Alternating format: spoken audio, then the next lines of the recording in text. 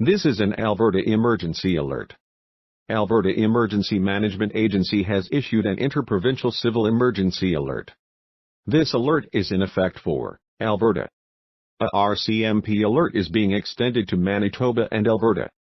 A dangerous person alert is in place after multiple stabbing incidents reported September 4 in multiple locations, including James Smith Cree Nation and Weldon, Saskatchewan. 2 male suspects may be traveling in a black Nissan Rogue, Saskatchewan license 119 MPI. If you are in the affected area, do not approach suspicious persons and do not pick up hitchhikers. Report any information to your local police, and report emergencies to 911. For details visit www.emergencyalert.alberta.ca or stay tuned to local media.